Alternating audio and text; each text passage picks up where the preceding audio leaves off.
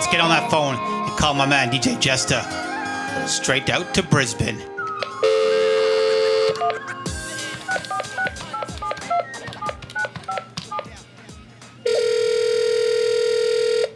Hello. Mr. Jesta, how are you doing, brother? Brother, I'm very well, thanks. How are you doing? You know, I'm doing great. And, you know, the one beautiful thing I love about doing the show is flying all across the globe and, you know, connecting with fantastic artists such as yourself. And I mean, you know what? For those who don't know, they've been under a rock. I mean, Jesta's been here for a minute and doing big things. But Brisbane's own, Australia's own DJ Jesta. So officially, welcome to the show. Thank you, brother. Thanks for having me on the show, and big hello to all of your listeners. Thank you very much for having me. Absolutely. And you know what? I love DJs who, you know, essentially just grow their brands and grow their bit. I mean, you got an established DJ company, of course, you know, out of Australia as well. But, you know, now you're in some of the production world and doing that bit. And, you know, recently dropped in a pretty big single as well with Bakshi Billah. So, you know, things are going well, going strong. And I mean, you've had, you know, from the 2010s of, you know, just dropping stuff, a part of VIP Records, which was, you know, I think we both agree, was a pretty big fabric for Desi music, right? It was either Movie Box or VIP, right? And I mean, you know, you've got a long story, and you know, I want to be that story to tell your story. So take us back, you know, from the early days of, you know, 2009 or 2002. I actually, you know, when joining a DJ group. So tell us how you kind of got into that little taste of music. Yeah, man. So, I've been around for a bit, honestly, man, just growing up, I was always into music, always into, you know, I probably shouldn't say this, but, you know, downloading Punjabi music off the sites, if you know what I mean. Right. I won't endorse that, though. But yeah, look, growing up, you know, you're a kid and you just want access to the best music or the newest music. So back then, that was the way that everyone done it, and that sort of got me introduced to the world of Punjabi music. Right. Growing up, you know, I've got the same story as everyone. Our parents came over, they listened to the music, they brought over that culture with them. So being exposed to that from a young age was, you know, in hindsight, awesome. I wouldn't have it any other way. Right. And that sort of led me to follow that path. And sort of, you know, you'd go to parties and you'd hear all this music and you're like, yeah, you know, I want to be up there. Yeah. I want to play that music. So that led me to, you know, exploring the world of DJing, Punjabi DJing. I think 2002, 2003, I sort of got up there. You know, there was a guy, a local guy. He still DJs from my area in Brisbane. His name is Bindi. Right. Gerbs. I used to go to parties, and he was like, you know how when you're young, you always look up to that one DJ that's at all the parties. We always had a mentor. Everyone had a mentor, right? Exactly. Right. So he was my mentor, and he was a Dodi/DJ, and he was from the era where, you know, they DJed with cassettes, and they'd use the pen to rewind to the, you know, the back, the track, next track or whatever, and then play the next song. So for me, you know, joining up with him in the early 2000s was a big thing. So I hopped on board. Bongo Nights was the crew that I eventually became a part of, and that sort of, you know, paved my way into remixing and production. Right. And of course, I mean, you had some albums, right, that you dropped, right? Was mentioned the Mazza, right, which was in 2009. Yeah. So with my DJing, I went under DJ Jesta, and then with my, I don't know where this idea came from, and it was a bit left field, but I was like, you know what, I'm gonna separate my DJing side to my production side, and so I went under the alias Just Garam Gosam for my music production, right? Which, looking back now, is probably a mistake, but you know, it is what it is. So we learn from mistakes, right? Let's be honest. Yeah. Like, it's one of those cliches. You only learn until you fall, right? And then there's two things happen. Either you make the choice of saying, all right, I fell and I'm done, or you say, all right, you know what? Cool, lesson learned, and let's keep looking. Exactly, man. And that, like you said, that's how you learn. So, I started producing around that time.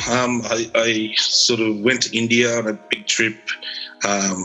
My cousin was marrying Mangi Mal's sister. Okay. Back then. Right. So we all went over for the wedding in 2005, and it was my first real, exposure to the world of Punjabi singers over there. Right. Gibaji introduced me to a whole bunch of artists that came to the wedding. Case Makun was at the wedding. Oh, wow. Okay. Everyone was there, like the who's who of Punjabi entertainment. Right. So he sort of got me, interested in these singers, and eventually we booked a studio. I was actually over there with Mophylactic. Yeah, right. Yes, yeah. So he's a good friend of mine, Sans, his name. And we were both over there, and we sort of stumbled across Bakshi Bilda, who originally was just coming to the studio to play Tumbi. Mangibaji's like, look, this guy's really good. He plays some sick Tumbi. And he can sing a little bit. And I was like, okay. So Bakshi came to the studio, and man, he belted out some tunes, man. It was crazy. Like, I was like, let's just put Tumbi to the side, and do you want to do an album, basically? Right. So yeah, man, we just got him in the studio, recorded, I think it was 8 tracks, and Nachale Da Maja was born. Yeah, right. So, it's funny because in the last couple of weeks, I mean, I had the opportunity to bring on Zora. Zora obviously now residing in DC, but had his bit in Australia, and it kind of the same story, right? Camp Rector, essentially, being someone that he kind of started with as well. So it's he's from around the same time. Like he sort of abandoned Australia, like he abandoned a baby, sort of thing. He's sort of just done his thing and left. But he's done very well. So I guess that's the rock star life. You're always traveling. You're not stuck in one spot. Yeah, but he's from around that time as well. Mophylactic, Zora, those guys. We had a lot of fun together. No, that's amazing to hear. And I mean, obviously, a few months ago, obviously, you dropped the Keep Dancing, the Nachale Rahi track. You know what? Solid record.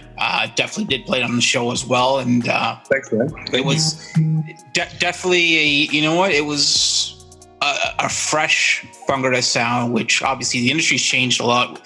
Different types of genres of music. And you know what? I'm going to give a big shout out to all the producers, regardless if we all consider and say, yeah, we love every style, and hey, power to you. And some may say I'm a traditionalist, some may say I'm urban Desi, but you know what? Your record was a refreshing one, because it was, it was a good vibe, it was a good feel good tune. So tell us about the record itself. Yeah, so growing up, like a lot of other, Punjabi kids at the time, I looked up to Pinder Jat. He was around that, that era, the golden era. Jazzy B, Moon Riders, all these guys were just coming out. Right. So Pinder Jat was a legend in my eyes, and I always wanted to sort of be connected to him, or always wanted to do a track ever since I got into production. So it was like a big thing for me. And yeah, long story cut short, man, we connected. He's very humble and down to earth. And we just got talking. First, I think, year or two, it was just a lot of back and forth ideas. Nothing really eventuated. But then we got serious. He put me, like, he knows a very good writer, Gindu Litter, who lives in Italy. Right. So he writes some songs, and he wrote the song. And yeah, we just sort of, the ball started rolling. And with me, with the track, it is a bit of a throwback in terms of style of music. Yes. It's one of those, you either like it or you don't. Like, right. People who grew up in that era will probably gravitate towards that style a little bit. Yes, for sure. But at the same time, people might say it sounds outdated, which a fair play, it might. But like I said, that's what I was saying. Everyone's got a different ear, but I'm just saying for somebody. I mean, I grew up in that Bhangra era, right?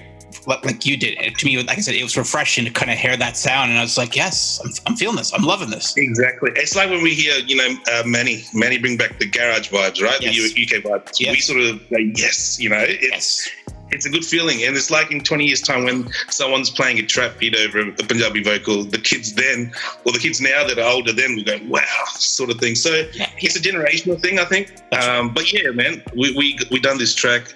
It's like a Bhangra track, made for the dance floor, weddings, parties. Unfortunately, COVID happened, so we couldn't shoot a video, which we had sort of started planning. But we were like, you know what, let's just drop it. And, hopefully when weddings start again, people will still remember the track and start playing. But yeah, man, it was called Keep Dancing, Nachale Rahi. Yeah. And yeah, man, it was a sort of a dream come true working with Pinder. And that was our first record together. Of hopefully a few more to come. For many to come, for sure. So, obviously, you know what, you hit on the elephant that is in everyone's room across the globe, COVID. So, tell me how COVID has been for you. I mean, not the DJ element. Yes, I think the known part, obviously, being a DJ, you obviously weren't gigging, which is fine. But how's it affected you as the person? Because I mean, I'm going to give you a little background. So from all the artists I've talked to, especially the past, 2-3 months, they've been pretty candid with me to kind of say that, yeah, you know what, like I had DJ Dips last week, and Dips was kind of saying, you know what, it was like a reflection period for me where a lot of people said I was a one-trick pony type of a DJ that I only could spin funky music, but now I'm doing stuff with house and this. So, H Thummy, a couple, artists in general have all said that, you know what, this has been a reflection period for them in terms of some saying they've worked on the craft. Some said, you know what, it was my downtime. So kind of giving you an example where I'm going, how has it been for you as not DJ Jester, but you as the person? As a person, I had my first kid. I had my baby daughter on the 24th of March. So I had a little COVID baby. Congratulations. Congrats. Must have been stressful. Must have been stressful, especially during this time. Yeah. It was crazy, like just with all the regulations going in and out of hospitals. We couldn't have any visitors. My parents couldn't even go there. Right. So it was pretty full on. And then, in the whole sort of general scheme of things, it was an interesting period. It's a bit of everything, like you mentioned, a bit of reflection, a bit of working on the craft. All right. Because having DJ'd from around like 2002, 2003, like I never got 3 months off at a time or 4 months off. And it was getting to a stage where like I haven't DJ'd for obviously I got busier throughout my career. I wasn't that busy obviously back in the day, but like it got to a point where I was like, okay, I'm always DJing and I've got my side job as well. So when can I have a break? And this is like sort of early January, February, I started thinking, I wasn't getting over it, but I was like, how can I take a break without, people going, oh, he's finished, he's not DJing anymore. Right. Because that's a risk you take, right? People for sure. Oh, for sure. He's not DJing anymore. So, and then I was like, can I take a break? And then COVID happened, and it was like, okay, perfect. Not perfect, but you know what I mean, like. Yeah, no, you know what? I'm not gonna lie. I say this to my wife all the time. Yeah. I think COVID's been a fantastic thing. Yeah. And a lot of people may throw some shade at me, and that's cool. But same thing. I've got to take a break.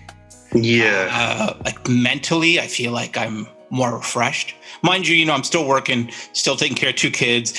So that part is not, I'm not going to say top level because I'm tired like everyone else, right? But, definitely. But I just feel like I feel good. And when I need to go blessing in disguise. Right. So, okay. So let's talk about that. Now you're a new dad. Yeah. How's that change your perspective of like with COVID and with everything else? Like, talk to us about that.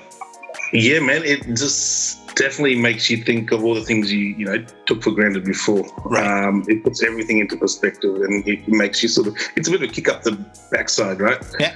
It's like, all right, and at the same time, like another thing that we started building our first house as well. So we've got beautiful the land and all that. So all this is happening, and it's just sort of like, wow, it can be a bit overwhelming, but it definitely just puts everything into perspective, and it makes you realize what's important, and it helped me prioritize stuff as well. I worked on a lot of new music. I got, with my music, I got some good feedback from someone who I consider my mentor through school. Right. He sort of, we'd have chats, and we'd discuss my style of music and what I could do to improve it. So he helped me quite a bit in that period. And I found myself working on styles of music I've never worked on before, experimenting, stuff like that. So yeah, it's like, I know obviously it's a tough time for everyone that's, been sick and lost loved ones, but it's also a blessing in disguise in terms of, it's given everyone a break, and it's refreshed everyone, and you just press the restart button. So obviously, Jesta, you've dropped Natsiri and solid record of that. But I mean, no DJ, no producer just stops at that. What are you working on now, or what are we looking for? I mean, are they 2020 releases? Are they 2021? Like, what's cooking in your kitchen? Yeah, sweet, man. So I've got a couple of tracks that are ready to drop. I'm just waiting on the label, Movie Box, to release them. Just a few technical things are taken care of. First track should be out soon. In a couple of weeks is the Raj Brad single Gobindiya off his album, the late Raj Brad, I should say. Right. So that should be out. I've done a track with J Status, which is a Gurdasman cover, which should be out on Movie Box as well. And I've got a few tracks out with Ashok Prince from the Crystal Camp. Right. Pusab, Galez Akhtar, and we've got one coming out with Pinder Jatt in the next couple of weeks, and he's shooting the video very, very shortly. So it's all happening. Lots of music coming out, man. Exciting times.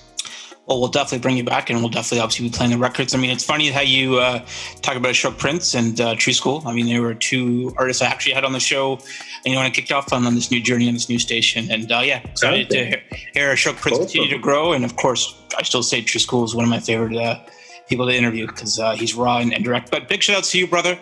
Thank you for doing this, and on comes your record. No worries. Thank you very much for your time, and thanks for having me. So what I'm going to do right now is get you to introduce your record.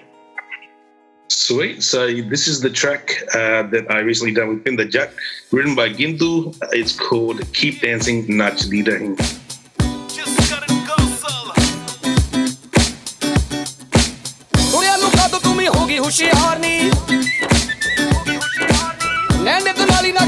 तलवार नी सुनिया नु कद तू भी होगी होशियार नी नैने दुराली नक तिखा तलवार नी